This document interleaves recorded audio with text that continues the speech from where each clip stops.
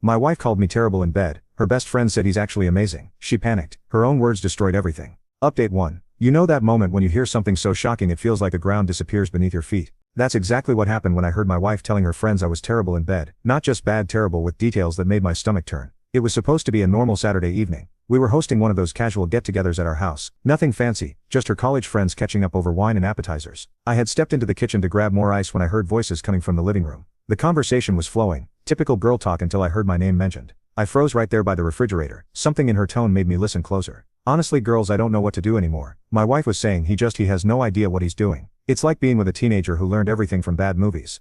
The laughter that followed hit me like a physical blow. These women who smiled at me and made polite conversation all evening were now laughing at my expense. That bad, one of them asked. Worse, he thinks he's some kind of expert, but it's just awkward. Really awkward. I've tried dropping hints but he doesn't get it. Sometimes I just lay there thinking about my grocery list. More laughter, more details I won't repeat. Each word felt like a knife twisting deeper. I stood there in my own kitchen, ice melting in my hands, listening to my wife of 6 years destroy me in front of her friends. This wasn't some private conversation between best friends. This was a public roasting and I was the main course. What made it worse was hearing how comfortable she sounded. This wasn't the first time she had talked about me like this. The way she delivered each punchline, the way her friends responded, it was all too rehearsed, too familiar. I set the ice down and walked quietly toward the living room doorway, staying just out of sight. I needed to see their faces. I needed to understand how deep this betrayal went. Maybe you should talk to him directly, suggested another voice. I recognized it as her best friend, the one who always seemed a bit different around me, more reserved. Now I was starting to understand why. Talk to him, my wife laughed again.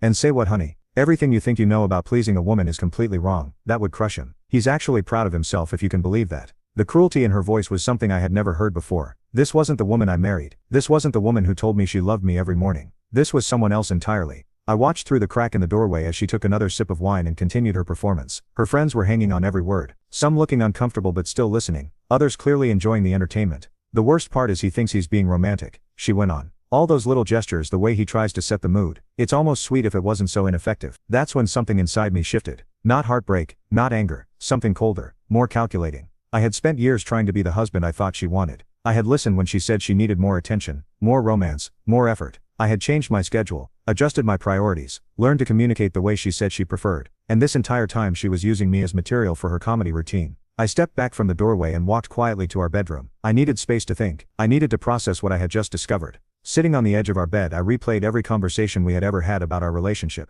Every time she said she was happy. Every time she told me I was getting better at understanding what she needed. Every time she smiled and said everything was fine. All lies. All performance. The worst part wasn't even the sexual criticism. It was the betrayal of trust. It was the fact that she could look me in the eye every day while secretly mocking me to her friends. I could hear them still talking downstairs, their voices carrying through the house I had worked so hard to provide. The house where I thought we were building something real together. But now I knew the truth. While I was building, she was demolishing. While I was investing, she was withdrawing. While I was trusting, she was betraying. I sat there for maybe 20 minutes, letting it all sink in. Part of me wanted to storm downstairs and confront her right there in front of everyone. Part of me wanted to pack a bag and leave without saying a word. But neither of those options felt right. They felt reactive, emotional, weak. No, this situation called for something different, something more strategic. If my wife wanted to play games, I was about to show her what a real player looked like. If she wanted to humiliate me in private, she was about to learn what public humiliation actually felt like. But first I needed to understand exactly what I was dealing with. I needed to know how long this had been going on, who else knew, and most importantly what her real feelings were toward me. I walked back downstairs with a smile on my face, rejoining the party as if nothing had happened.